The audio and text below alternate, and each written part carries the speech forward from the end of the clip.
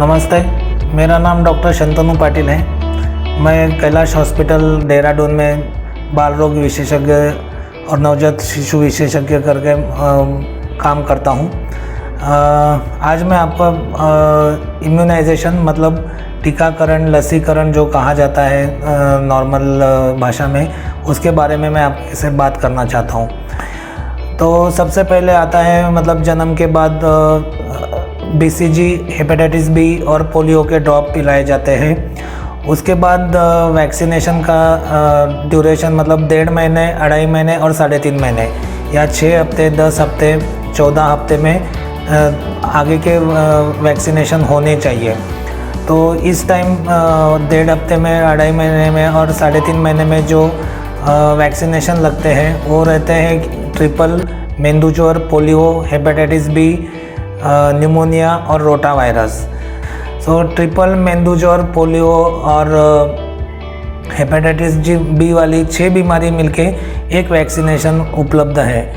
सो ये तीनों वैक्सीनेशन के बाद आती है 6वें और 7वें महीने में फ्लू और स्वाइन फ्लू वाली वैक्सीन। उसके बाद 9 महीने पूरे होने के बाद खसरा या MMR की वैक्सीनेशन, उसके साथ पोलियो ड्रॉप्स पिलाई जाती है। उसके बाद आता है 10वें महीने में टाइफाइड की वैक्सीनेशन। फिर 11वें महीने में हेपेटाइटिस ए की वैक्सीन है, जो कि हेपेटाइटिस ए से हमें प्रतिकार शक्ति देती है।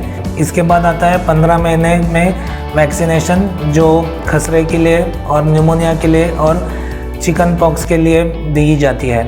16 से 18 महीने में again DPT, H influenza B मतलब ट्रिपल, मेंदूज्वर, पोलियो की खुराक, बूस्टर खुराक जिसे कहा जाता है, वो लगाई जाती है।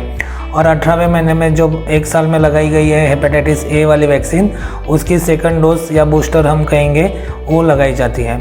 और उसके बाद जो 6वें 7वें महीने में लगाई हुई है फ्लू और स्वाइन फ्लू की वैक्सीन, ये हमें हर साल लगानी पड़ती है।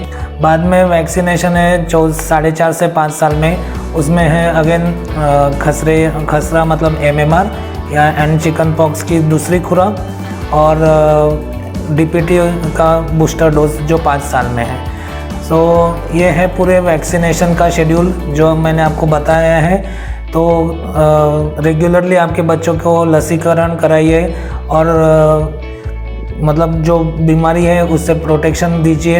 यही मैं आप सबसे निवेदन कर रहा हूँ। धन्यवाद। Subscribe now and press the bell icon. Never miss an update.